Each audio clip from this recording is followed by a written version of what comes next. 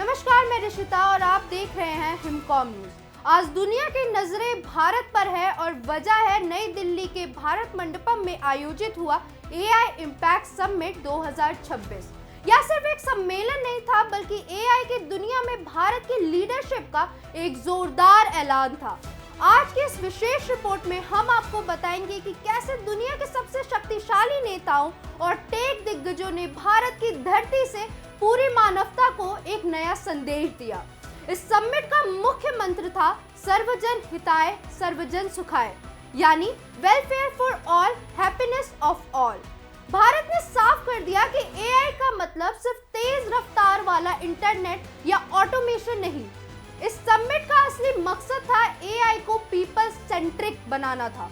भारत ने 3 मुख्य सूत्रों पीपल, प्लैनेट और प्रोग्रेस के जरिए दुनिया को बताया कि तकनीक तभी सफल है जब वो गरीब से गरीब व्यक्ति के काम आए।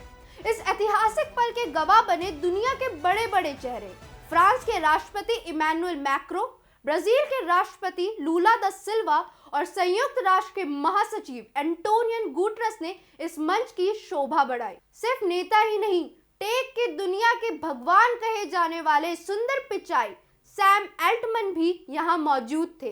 गूगल के सुंदर पिचाई ने तो यहाँ तक कह दिया कि हमें डिजिटल डिवाइड को एआई डिवाइड बनने से रोकना होगा। लेकिन सबसे बड़ा आकर्षण रहा प्रधानमंत्री नरेंद्र मोदी द्वारा दिया गया शानदार मानव विजन। भारत ने दुनिया के सामने इस नई फिलॉसफी को रखा जिसका मतलब था एम मॉरल, एआई नैतिक और इंसानी मूल्यों पर आधारित हो।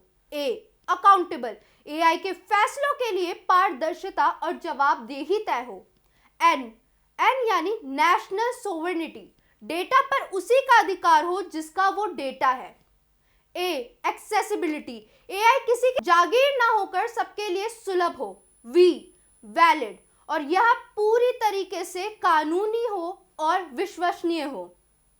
इस समिट के जरिए भारत ने दुनिया को एक स्पष्ट संदेश दिया है that future of AI cannot be decided by a few countries or a few billionaires।